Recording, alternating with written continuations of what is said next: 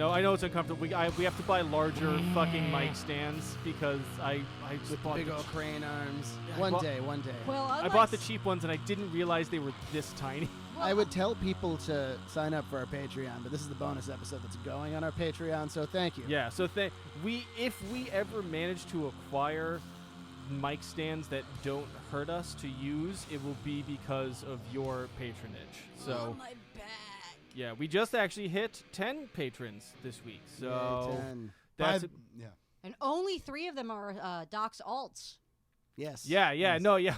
Oh, I think 2 of them are not related to any of us. The mic stands are chained around our necks and Yes. weighing Yes. them Yeah, we down. can't That's leave. how it works. I'm being forced here against my will. I really don't want to have a day job anymore, so I am forcing Same. everybody to record as many podcast episodes as humanly possible, so I can make those sweet pod bucks. I don't want to have a day job anymore either. That's why I started a Twitch channel. Over here counting. It's so terrible. I play Pokemon. Follow me. Welcome to Contesting Wrestling Premium Episode 3, 2. How many of these have we done? It doesn't matter. None of this I gotta matters. I gotta stop numbering them anyway because I always gotta go in and cut it out at the end. You're listening to a premium episode that is accompanying our 3rd main feed episode. And like that episode, we have our very special guest referee, B. Ross. B. Ross, Betsy Ross, Beatrice, something, Jeanette Ross. You should really know your own name. I don't know, man. That's why you listed on your I've Twitter hit my page. head a lot. I hit my head a lot trying to be a wrestler before I decided to be a ref. You have the 1 hit point problem. Yeah, I have 1 hit point. It leaves me with some memory issues. In any case, B. Ross is refereeing this episode of the podcast, so she'll tell us I'm which the one that of put us the chains wins. in place. This episode is, you were the first person to ever mention the good match of this episode to me, at least. You were the first person that I ever heard talk about it. It was either me or it was Doc. Is he talking about the Invisible Man Oh, yeah. versus Invisible Stan? The same.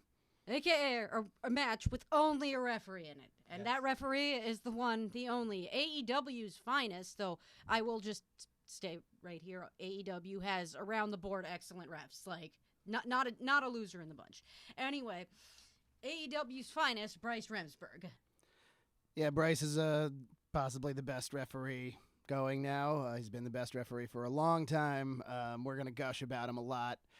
He trained B. Ross right here. He's given me a lot of great advice, and we're all very happy that he's on television now. Good for you. I'd say he's likely the most underrated talent in the entire wrestling business. This didn't read to me as a wrestling match. It obviously was a wrestling match.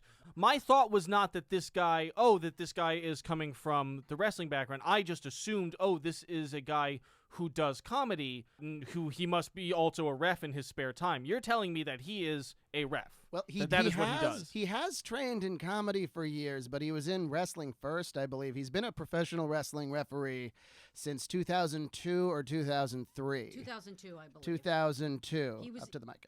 He was class 1 of Chikara, so he would have been 2002.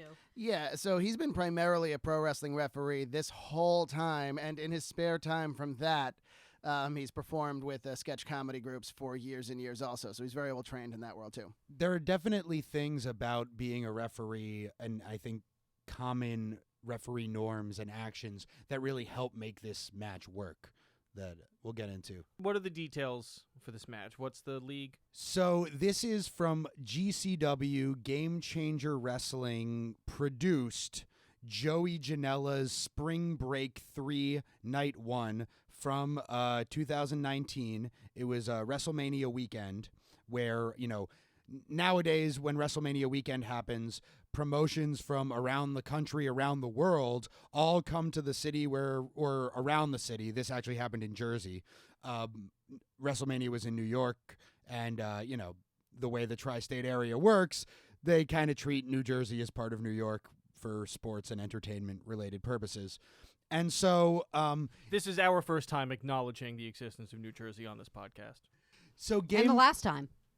So Game Changer Wrestling is actually based in Asbury Park, New Jersey. Hey, The last time. we don't speak at the name of the Forbidden State. Hey, watch it. Professor. It's going to be really hard not to. All right. So GCW is a fairly popular promotion in the area. And one thing that has been kind of revolutionary that they've done, and it started with Joey Janela's Spring Break, is to have these wrestling shows that are curated by individual wrestlers. In this case, Joey Janela. And so they booked a whole bunch of time on WrestleMania weekend in order to have these curated shows. And Joey Janela's Spring Break has been so popular the last few years that they actually made it a 2-night extravaganza this time. So on night one, Joey Janela decided he had already done matches where he wrestled an Invisible Man, which kind of spoke to the artifice of professional wrestling. And as we'll talk about a lot, the role of the crowd in making the wrestling product feel real or come into existence metaphysically in a certain way. But in this case, he decided, well, let's have a match that actually has no visible or tangible wrestlers. I guess they're tangible to each other, but not really to anyone. Well, no, they're tangible, and that's actually a point I'm going to get into a little later as well. So this is Invisible Man, who had appeared in the past against Joey Janela, against his brother Invisible Stan. So 2 invisible wrestlers, and then the great Bryce Remsburg officiating the match. And it's only the actions of the referee and the response of the crowd that makes this whole thing work. I couldn't fucking believe how awesome this was. I'm sure if I knew more about wrestling or something or had more of a history with it, I would have gotten more out of it. But I just, on a basic level, because the guy, he enters the ring, he explains that he has bad boy vision. So Joey Janela is the bad boy, Joey Janela, and those are the sunglasses that he generally dons on his way to the ring. So Bryce Remsburg puts these glasses on, and then that gives him the ability to see the wrestlers, and it's just great. It's just great. And what really grabbed me was, like, I have never seen a crowd like this. Is probably the best crowd artist interaction I've ever seen in my life, where the crowd is so game, so into it, knows exactly what to do. Like, it's incredible. It's great with the entrances at the beginning, because at first, when the Invisible Man is supposed to be coming out, the camera kind of follows where he would be, and it takes a second for the audience to catch on that they should be reacting to where the camera is looking. But they do pick up on it pretty quickly, and then from there, that's just it. It's all Remsburg. It's his gestures and everything, and sort of him and the announcers working together to kind of tell you what's going on. And it leads up to, at one point, the 2 guys, the 2 invisible guys tumble off of the balcony or the mezzanine or whatever you call it. And everybody is the crowd responds by falling down as if 2 guys fell on them. Just as a thought to what Evan, what you're saying about crowd reactions, how much of what you've shown this poor man has been modern WWE? Not that much. Not that much because modern. you get reactions more like that. 1 at indie shows, or 2 if you're watching from the Attitude Era, when literally someone could just rip a fart and it would get the biggest pop of all time. I've seen matches with strong crowd reactions, definitely. I guess we haven't watched a lot of small shows. Joe Kobashi was one like that. Yeah, Joe Kobashi, I definitely felt the crowd felt like a character. That's a good thing you bring up there. It's a small show. It had a few hundred people there. It was packed. But it's a difference, it's a difference when you're in a small crowd. The difference between, playing in front of a small club and playing in front of the Garden. Every individual person can have their voice heard more. So the reactions can be a little more complex than just the big stadium shows where you hear waves of cheering coming like from left to right. And also where the performers have to perform to people all the way in the back of the arena or the stadium. So their movements have to be kind of exaggerated and like crude in a way. You can do way more subtle stuff in front of an audience that's much closer to you. Another thing that wrestling has in common with comedy is that in any given comedy audience, especially if it's improv or sketch comedy, there's always, but also when this happens with stand-up, it's kind of why hecklers happen to some degree. is people always kind of want to be up there. People are always kind of watching it like, oh, I wish I could be part of the show somehow, even if they have no even if they're not a performer, because that's part of the magic of the show is it makes you feel like, oh my God, like I could be part of this somehow. And I think that the way that everybody is so excited to like, they see like, oh, here's an opportunity for me to participate, and it's clear what role I'm supposed to play, and they just like sink their teeth into it. It's a great thing that heels do sometimes to remind the crowd that I'm in here and you're out there. You paid to see me. So yes, the wrestling crowds very much think of themselves as part of the show, and any chance they get to exercise that, they will take. I gotta say, nice DDT by Kikutaro. Oh yeah, we did have one more visible player come in, the great old comedy wrestler Kikutaro. Perhaps the greatest comedy wrestler of all time. One of them. He's up there. He seemed funny. I guess I didn't really get too much of a vibe off him, but he's been doing that for like 15 years. He was originally called Ebisan, Yes. which is a play on a sort of Japanese mystical folk figure, Ebisu. There's also a city in Japan named after that. I don't know why he changed his name at some point, but neither do I. I don't. It was something legal. Someone else is Ebisan now, I think. I could be wrong, though. That can happen, especially with masked guys. People will Parka. own, the people will own a gimmick, but not the wrestler that performs in that gimmick.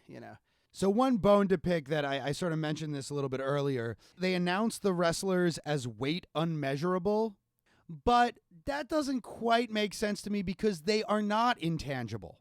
They are able to make contact with each other and with other people, as we see when the one wrestler is thrown off the balcony. And actually, that is not the audience that falls. That is well-placed students and other wrestling officials who fall. But it has that appearance. If you didn't know, then you would think that they just fell on the crowd. Usually when guys would do a big stunt like that, you'd have the same people line up to catch them so they don't just splat on the floor. The only difference here is the people jumping were invisible. Look at Professor Ben here with his physics and wrestling. Yeah, so you should be able to put him on a fucking scale. Because, yeah.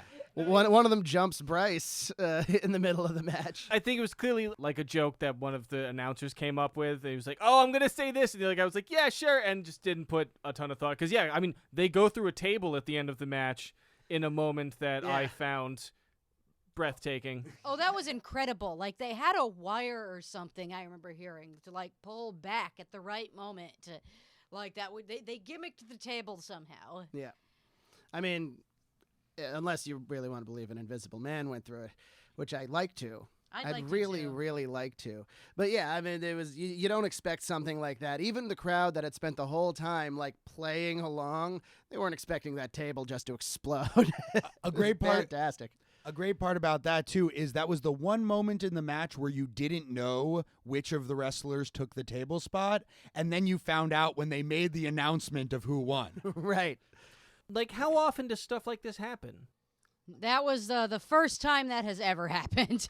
But I mean, in terms of like what is in essence a wrestling sketch. So there are certain wrestling promotions that you can expect things like that from. Chikara Pro is one of them. There have been a bunch of moments in Chikara that have gone viral that have been this kind of thing. Chuck Taylor would use an invisible hand grenade, and they would pass it around. Someone would have it, and he'd throw it to someone else, and they'd throw it to someone else, and then eventually it would get thrown on the floor, and everyone in the ring would take a bump, including the ref. I currently perform with Extremely Serious Wrestling, where it's wrestling in a comedy club with a ring that is just, amateur wrestling mats, traffic cones, and caution tape. But you go out there and it's a ring, and you perform, and it's comedy, and it's great, and I love it, and everybody should go follow them on social media and come to our shows and watch us on independentwrestling.tv about once a month. I saw that match you had the other day at XSW, Doc. How are those bites doing? It's they're okay. I put some salve on them. I'll be good for the next show. You got bit? Yeah, there was a big dog. I think she chewed on him a bit. I had a match with the big dog, not to be confused with the big dog. It's the big dog. I'm glad I cleared that up. So yeah, the bites, I put some salve on them. They'll be good. I'll be ready for the next XSW show. So this kind of ridiculous comedy wrestling or absurdist comedy wrestling was really pioneered in Japan by promotions like DDT, the Dramatic Dream Team, and Osaka Pro, and some other smaller promotions in Japan, which is ironic given that the main wrestling, the most popular wrestling in Japan, is the most serious wrestling there is. But yeah, and the comedy sort of trickled down into the American indies, and so yeah, you can find it at various levels of the independents. It's only really starting to get some traction now. I like the Joey Janela's spring break shows, which have only happened once a year or so. Yeah, this guy Joey Janela, like I didn't get him at first. I get him now. He's in AEW. He was a big deal on the indies. And he's just very creative. You know, he doesn't have any illusions with wrestling when he presents it. He just like, well, I have this idea. Let's just go for it. And so he does. He's a controversial figure because he wasn't really properly trained as a wrestler. He came up through like the backyard wrestling scene, and someone booked him at some point, Right. and he got over. And so he's at the top of indie wrestling, despite not really having paid his dues in the way that they say you should. And by now he's been in indie wrestling for so long. Like if you want to go the dues paid route, you know, he's, as they put it in indie wrestling, he's had his fair share of like hot dog and handshake payoffs. And, you know, believe me, a lot of the time you don't get the hot dog. How big is the backyard wrestling scene? Way bigger than it should be. Agreed. Not as big as it was in like the late 90s, early 2000s. Still too big. In New York City, where we are, there's a big playground wrestling scene where guys will go to the various parks and playgrounds and do stupid things to each other on the concrete. When I first started like training, guys would tell me they had wrestling cred and then show me videos of themselves murdering each other in the parks. And I'm like, that's dumb. What are you doing? Please, guys, go get trained. Go Please. get trained. I feel like I remember Anywhere. I feel like I remember when I learned about the existence of backyard wrestling, it seemed to me to be like an extension of it seemed like it was basically just Fight Club, but they would do entrances like wrestlers and then actually beat the shit out of each other. Sometimes. A lot of the time it's not. A lot of the times they'll decide, you know, who wins, just like in most professional wrestling. But if you watch it, most of it is just them doing untrained moves to each other. Now, here's the thing about backyard. Like any kind of like punk rocky movement within any kind of art form, there's definitely value that can come in through it. You know, there's a lot of people started in backyard and then got trained. Everybody who's a wrestling fan when they're a kid will play wrestle with their friends. And if you have enough money to do it in your yard, fine. Sometimes you construct a ring and charge admission for people to see it. But in the grander pro wrestling world, like people like Joey Janela are the exception, not the rule. Yeah, he got in through backyard wrestling and then took all the bookings he could and worked his ass off and developed a character, et cetera, network. You know, CM Punk did the same thing, and as Punk eventually got trained properly anyway. The way I like to put it is backyard wrestling is great. It doesn't really count. It's like going up to somebody who's played in the NBA for 10 years and saying, well, I've played street ball for 15 and I'm really good. You're really good at street ball, man. You don't actually play ball. Not like that. So there are a couple of crowd moments in this match that I wanted to point out. One of them, so occasionally at indie shows, wrestlers will wrestle around the building into the crowd and things like that. And at some of those points, the majority of the crowd can't see what's going on, and they will chant, "We can't see shit." Clap, clap, clap, clap, clap. And so they do that in this match, but in a completely different context. Because the men are invisible, you see. I think it's like, can't see shit, but yeah. I can't see. How am I supposed to decide who my favorite is if I can't see their butts? So if I can just ask you all to speak for a huge and diverse population for a moment, how did the wrestling community feel about this? Oh, it's great. That was great. For the most part, I think they're slightly divided. Oh no, they're divided. They are certainly divided. So on that point, it's great that the crowd at some point chants, "This is wrestling," and I always love when they do that for these absurd moments. But yeah, I'd say the majority of younger sort of new fans are into it, maybe, at least who know about it. But the old school people in the wrestling business, many of them frown on it. The YouTube comments split into 3 distinct camps. One was, this is great. One was, this is terrible. And the third was a joke that I actually get now because of a match I watched for an upcoming episode. The third was, this is still better than Hell in a Cell 2019. And all of those comments are recent, too. Oh, thanks for bringing that back. I had to see a therapist like 4 times in the past 2 weeks to block out Hell in a Cell 2019, and you just undid all his hard work. When the episode comes out, you'll hear me. I mean, I was told you had trouble finishing it, then they had to Ben, tell you that the finish was the point. Ben had to convince me that I like had a responsibility to our podcast audience to finish the episode. And then I'll leave it at that because I want to leave Evan's opinion on that for the episode he's doing about it. Just to be clear, this is about the main event of Hell in a Cell 2019. Y'all know the one. Much of the rest of the card was actually quite good, which maybe we'll talk That's about a whole other in story, a mini-sode. you know. I was proud of myself for calling it the fail in the jail. That's Fail in the... Now to I guess the other match that we watched today.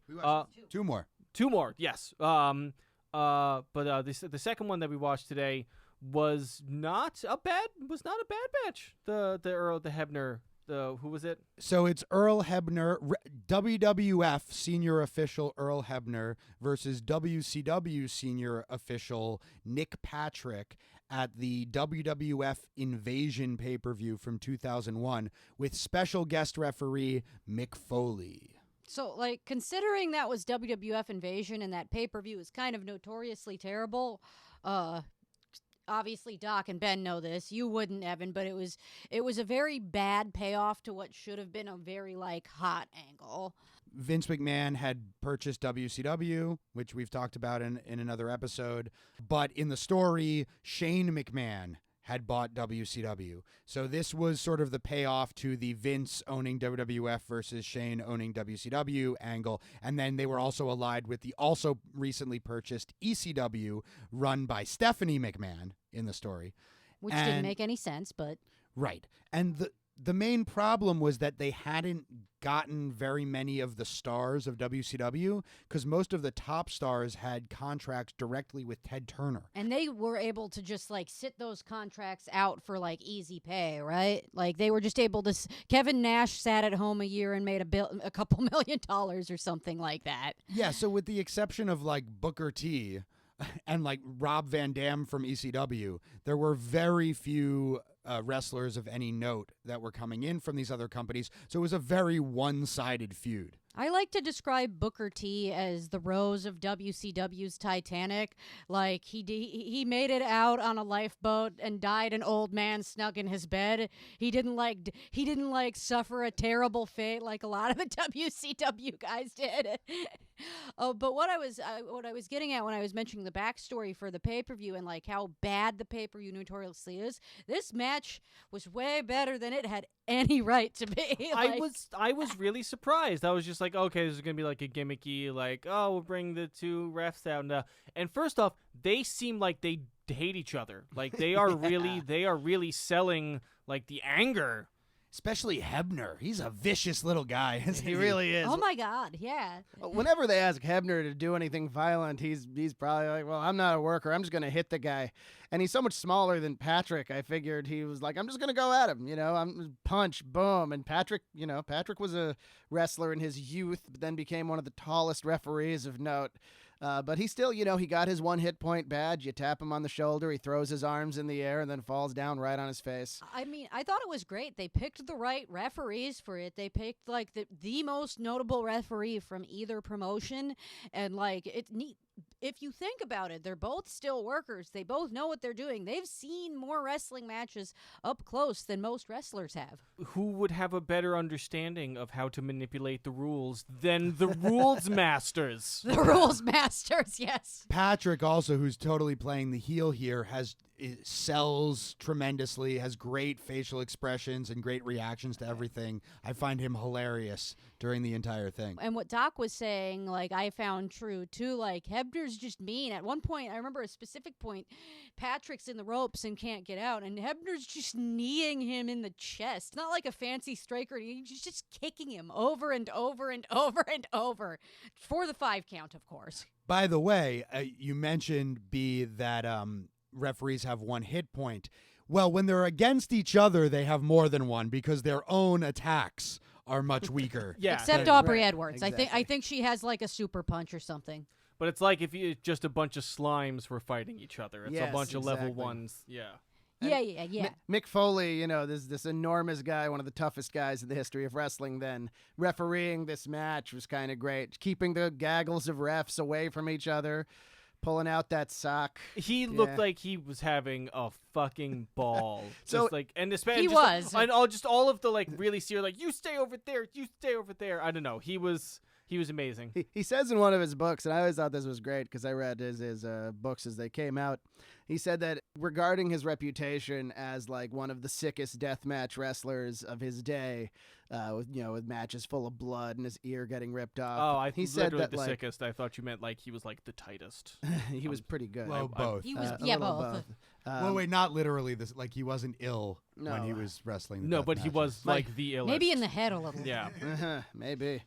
Mick Foley said his goal from then on after retiring was to see if he could get his career to a point where young fans will point at him, or older fans would point at him and say to younger fans, you know that guy?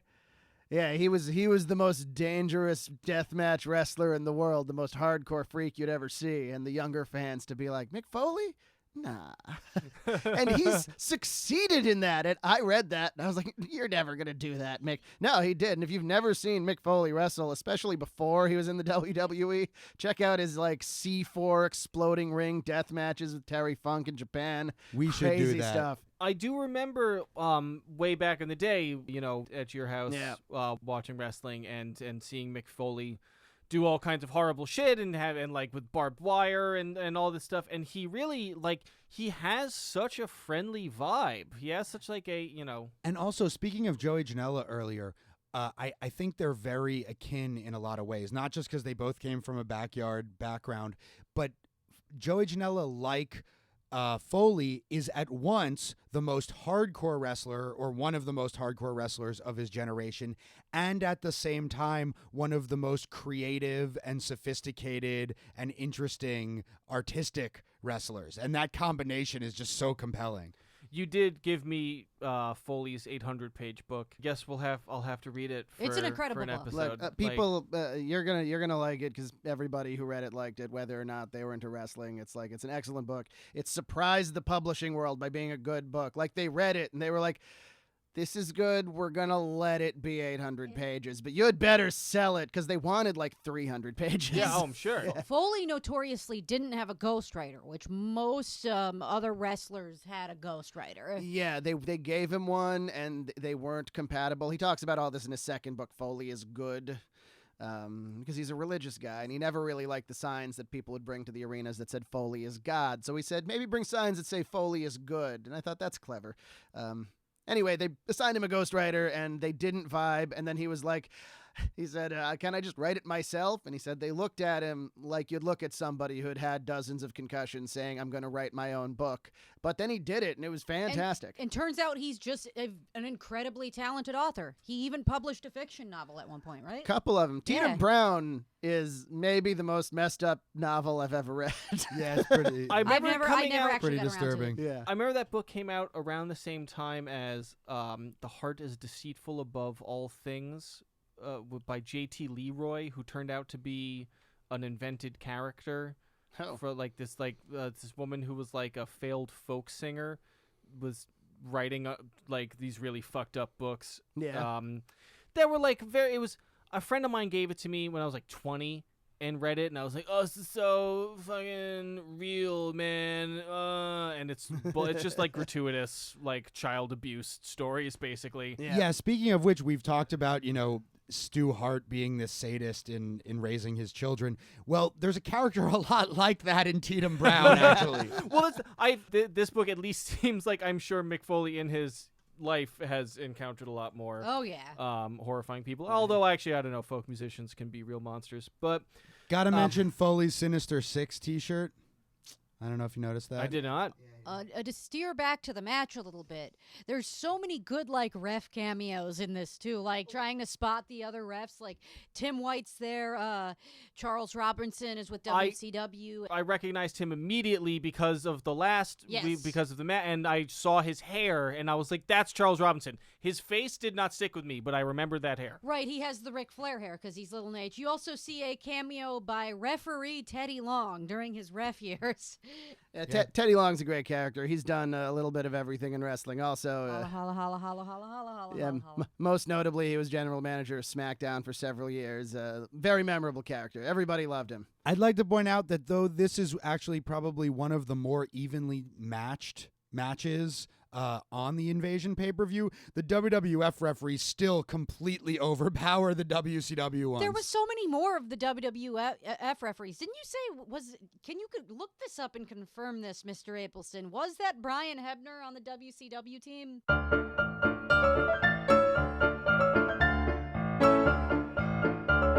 We did an interstitial there. I don't know. Maybe Evan can post edit in some kooky music. We cannot find a list of all the refs involved in the WCW WWF match. I wanted It to does say not exist. one more thing about Foley. At the end, you get an appearance from Mr. Sacco.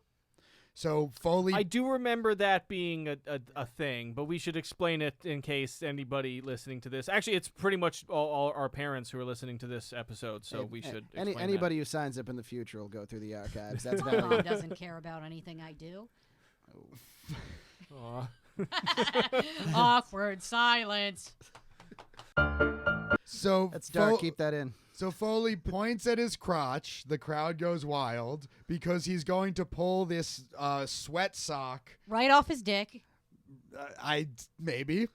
That's And- Right off that's his- clearly the implication Right off is his that it wiener. was on his penis. Maybe Yeah. it was like tucked into his taint so as to Yeah. gather like taint sweat. The That's the first best- couple times he did it, he like feigned an ankle injury and took his shoe off. And so eventually that became time consuming and he had to put a sock that was on his foot the whole time in his opponent's mouth. So he just has a sock kind of dangling off his waistband here. So he puts it on his hand and he does There's his a face on it. his old it has a face on it. He does his old finishing move, the mandible claw, which Evan, you saw Bray Wyatt do it in a match we watched for a upcoming episode. But at this, instead of being like, I guess it's still feared, but instead of being this like evil sadistic maneuver, it's like, yay, Sacco's coming out.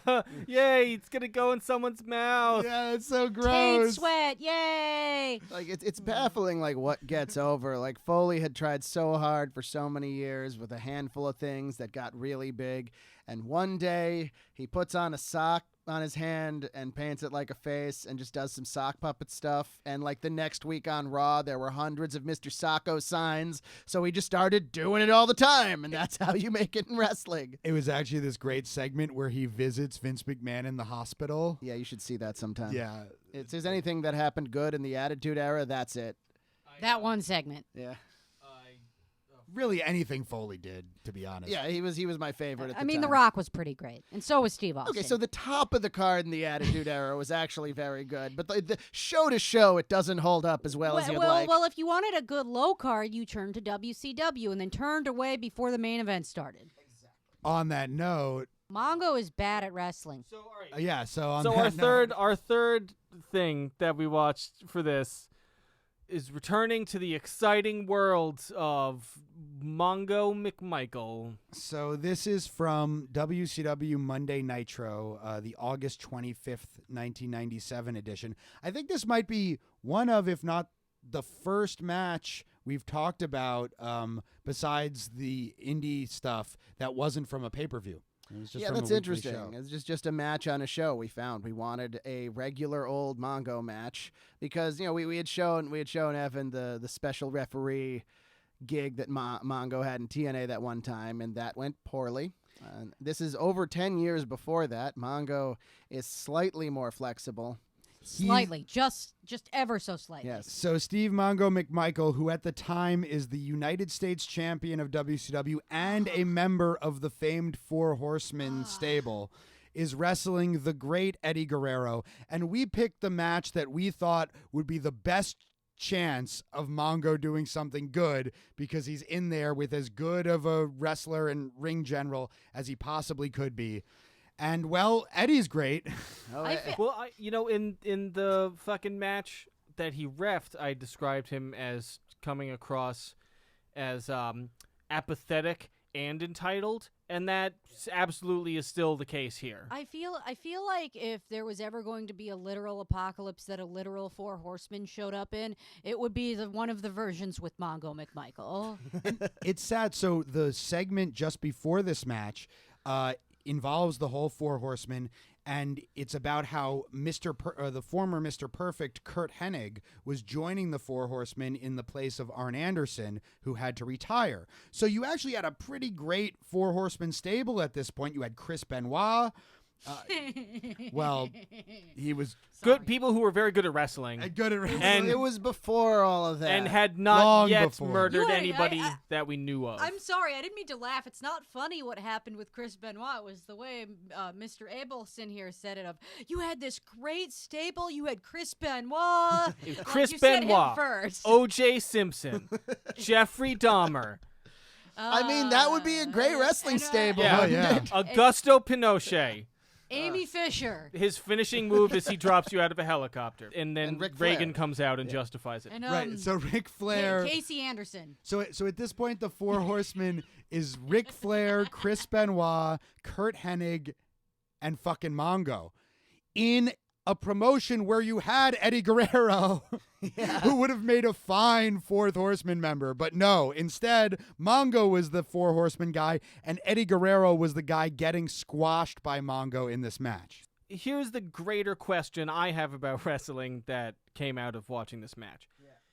So throughout this match, which is like 3 minutes long, maybe, Yeah, it's TV time, like quick, you know. Mongo commits several, what I have learned in the industry is the term is a botch, right? Yes. Or he Yeah. where Where he where messed up. where he near, al- near botches. Moves that really were saved Yeah. by Guerrero, but were almost That completely top rope ruined. was a botch.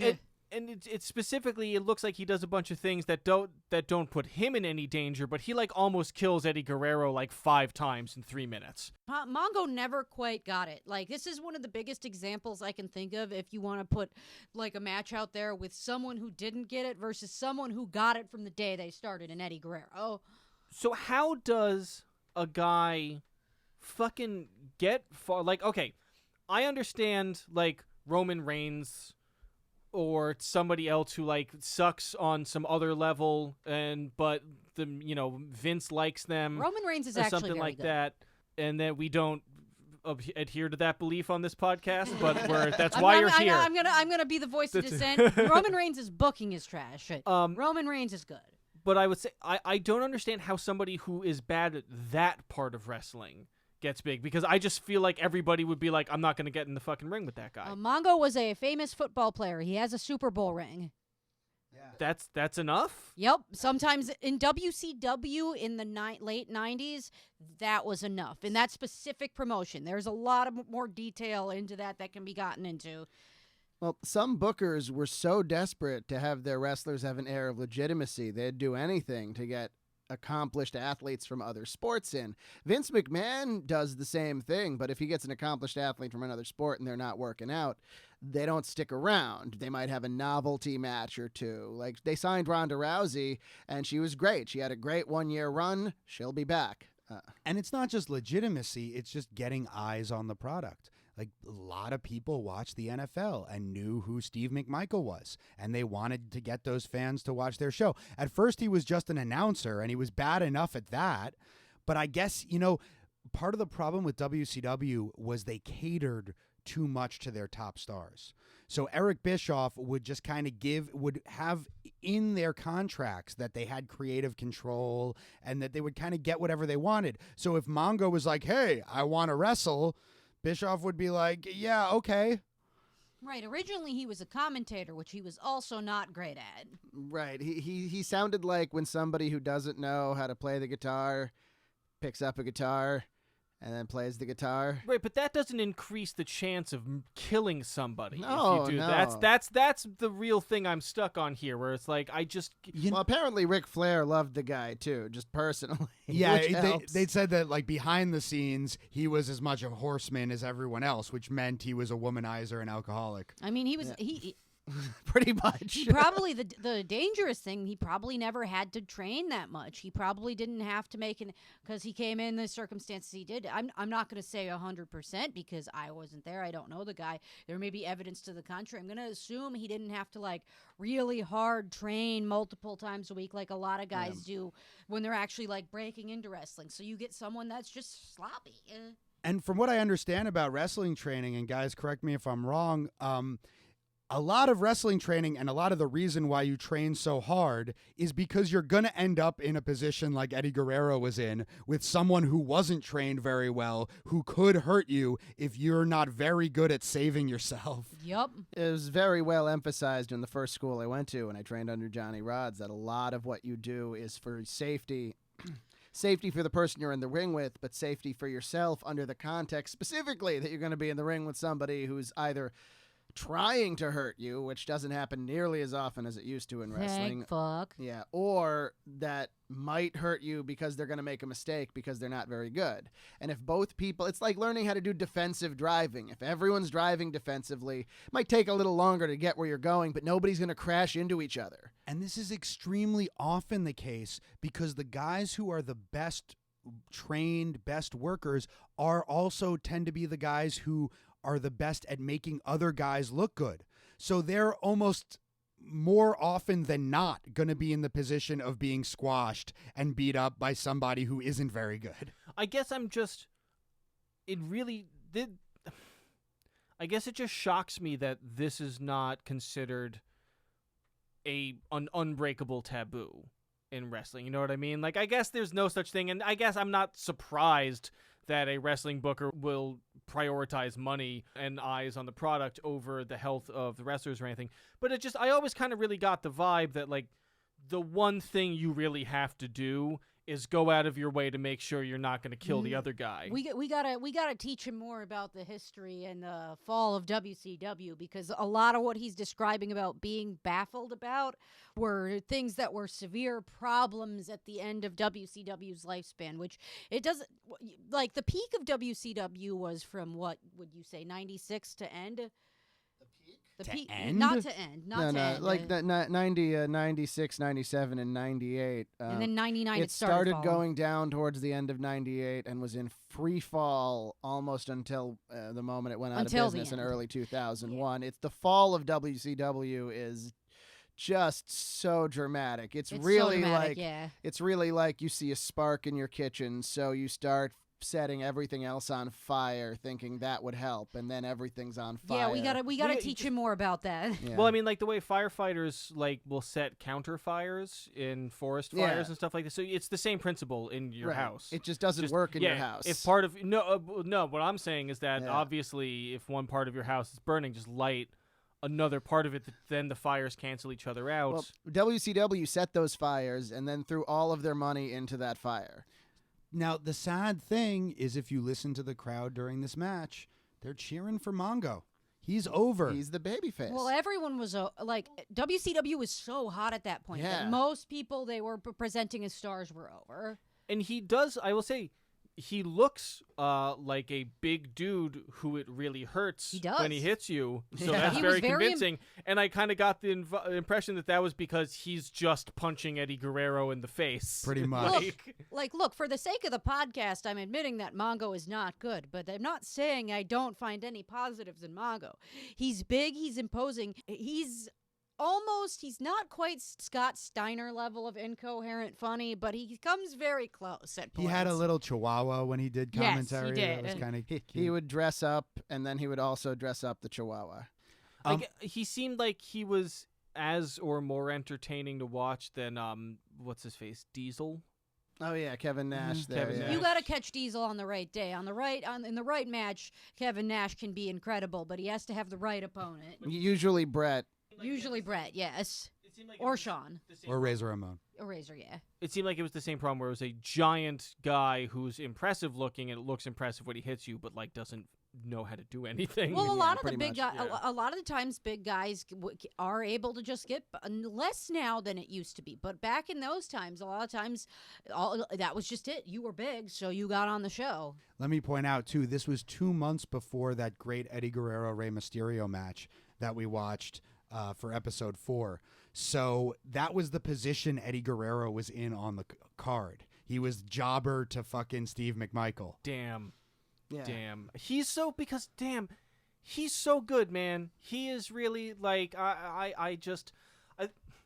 Eddie We s- Guerrero is one of my favorite wrestlers of all time. Continue, Evan. I'm sorry. No, I was just saying we started doing this podcast right around the same time that I just like how much I had not taken care of myself in my life reached critical mass, and so like I've been working out regular I Yeah, would good for say you. I've been training regularly for the first time in a while because I've noticed pretentious fitness people like I'm not exercising, I'm training. At least some people I saw on I'm YouTube. strength training. It's better And- than shitting my pants every day out of fear. Well, and Literally I- shitting. I had a roommate, what's up, Ian, who would Fuck you, Ian. I don't know you, but I don't like you. who would do crunches on broken glass and tell me that he was training.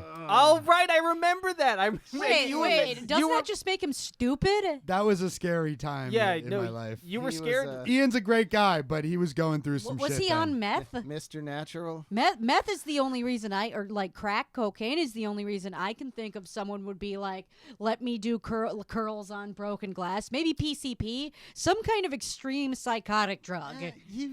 His girlfriend broke up with him, but Ian's a cool enough guy that I don't think he'll mind me bringing this up No, on the no. podcast. I think That's he always. like incel behavior. My girlfriend broke up with me. Let me do crunches on broken glass. Part of it was she was like still living with us for a while and like Oh, bringing her okay, new okay. boyfriend over. Oh It yeah, was- that's pretty shitty. It was rough. So I'm like working out for the first time in my life. I'm appreciating athleticism for the first time in my life. Become I'm a like- wrestler. I'm like Just really. start training. Like, And then, Come take bumps. well, I will say I do one of my goals. I guess one of my fitness goals. I guess to be able to like.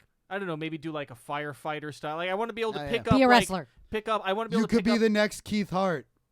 I could be the next Keith. You, no, you could I be. don't- He could play Santa Claus on Raw. I don't think I'll ever actually be in We'll like get real to that. firefighter shape. I just kind of want to be able to pick up like 200-pound sandbag. I want to be able to rescue a person if I need to. yeah, Right? that's a good goal. practical. Good goal. But watching the reason I'm bringing all of this up is I feel like I'm glad we started this at a time when I can sort of appreciate athleticism, which is not Yeah. a thing that I ever thought about or cared about in any way in my life previously. And that's all a long-winded way of saying that Eddie Guerrero is fucking poetry in motion. Isn't And he? In a very real way, where he is just graceful.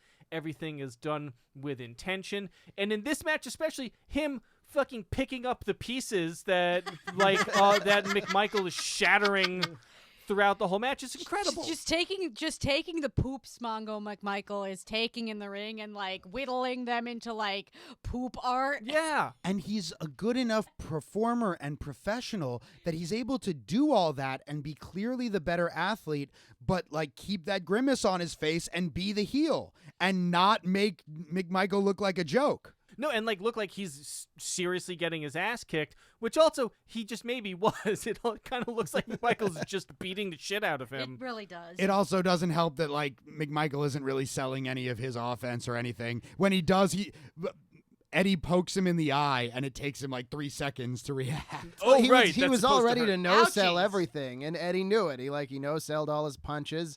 And Eddie's like, can't no-sell a poke to the eye. Well, Eddie underestimated Mongo, who totally did no-sell the poke to the eye for a couple seconds before realizing in whatever limited training he did get, oh no, I should at least put my hand up and take a step back like, oh no, my eye, and then back to business as usual. Mongo. Wobble. You know, you had that kind of like... Here that- comes Mongo. Right. Thank you, Someone had to say it. Botchamania, yeah.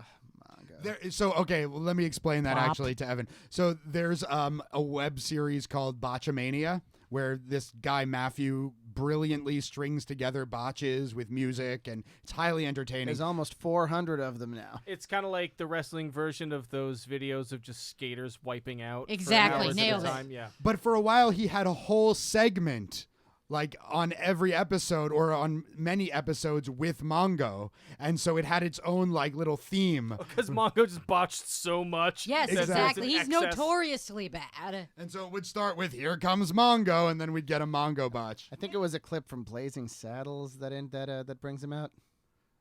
Yeah, no. And it's, I wouldn't know. Again, like, just imagine being known for that. Imagine walking around and thinking, oh, yes, people know me as somebody who almost kills people through incompetence and apathy and just not, and I didn't work as hard as they did. Because, like, also, even if you're doing football, I'm going to go out on a limb here and guess that football training, while intense, it's got fucking nothing on wrestling It's training. very different. different. It's very completely different. different. Yeah, I Yeah. wouldn't say that. I Wrestling training is a lot of it's about toughness, but a lot of it's about body control and timing. A lot of football training is just explosive power and speed. Yeah. especially when he was like some kind of lineman, right? Yeah, yeah. I think he was a linebacker, wasn't he? It was a line. Oh well, Yeah. I mean, I could be wrong. Look, Yeah. Ben, to the internet. yeah. I all want to right, know. This one I'll find. This one's relevant. What position did Mongo McMichael play for the Chicago Bears?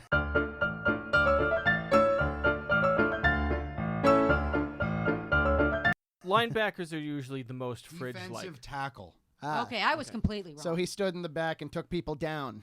Yeah, Yeah, pretty much. cool.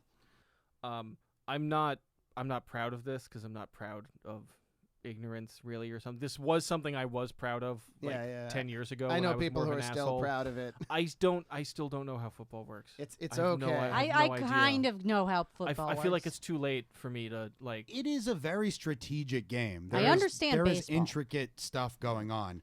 Just managing where all the players, like Yeah. from the coach's perspective, I think figuring out where all the players should go in each play and things like that. I don't know. Those diagrams are pretty elaborate with all the X's. And Oh the- yeah, I'll watch football if it's on at a bar.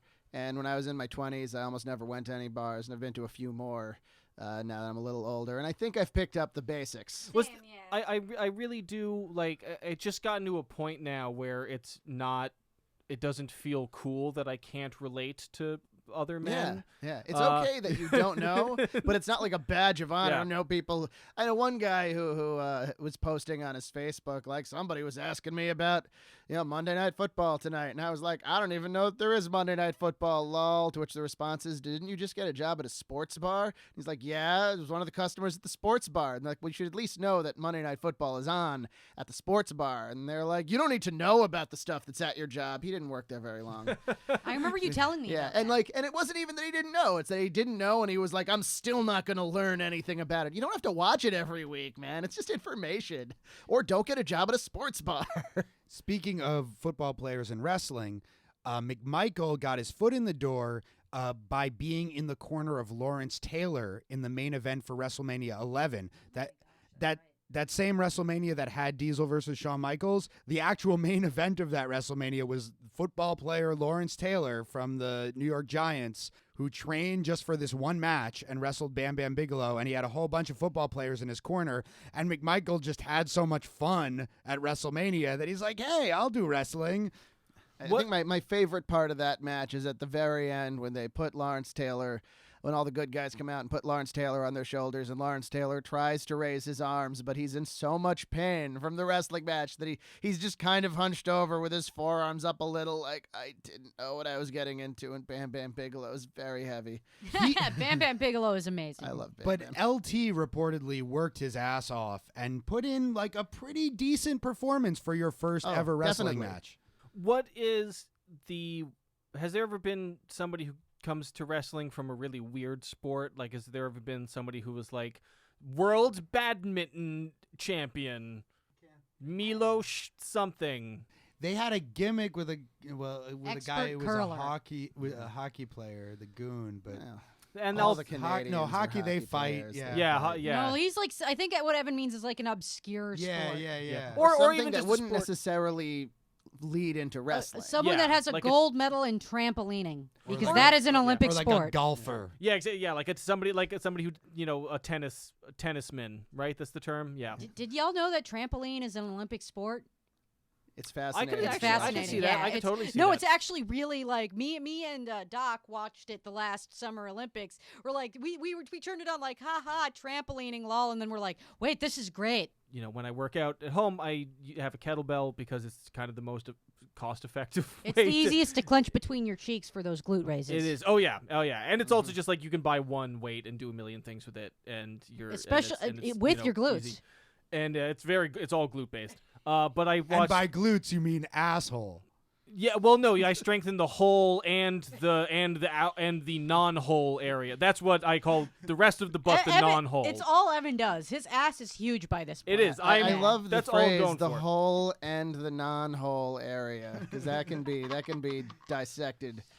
That's basically how you can bisect all of existence into butthole and non-butthole. You gotta have a separate kettlebell Yeah. for those ass raises, though. It gets real unhygienic. There is a sport of it Yeah. that I had never heard of before. That sounds like it would be really boring, but it is. I'm now at a point where I can watch people do profound acts of physical amazingness, and I don't know. It's really With the entertaining. kettlebell or the trampoline? Well, the kettlebell, and I don't know if there's an Olympic sport, but it's a growing sport in the country. I'd watch people do ass kettlebell tricks all day. On Just a like- trampoline? yeah. Just like unclenching, pushing back. The kettlebell does a flip and they catch it back in air. I don't with the think- butt. dangerous. Yeah. I don't think we've really fully explored the logical space of extreme sports that No. we could. No. They're Yeah. it's time to get extreme sex acts and extreme sports and bring them together. Yeah. Why not give Goatsy a medal?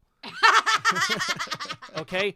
Is that not an amazing act of physical It really is. competence? It really Like- is. Tub Girl gets the silver. Yeah. Did he not have to train? I read an article. They call it training. It's called training. Yeah, I read an article about that guy once. And there is more to it than the fact that I actually read this damn article. And This it is points what Doc out does that with his life. if you This is what have Doc does if you with his have a life. rectum that can be spread that far, it's more an indication that the muscles surrounding it are very strong. Yeah.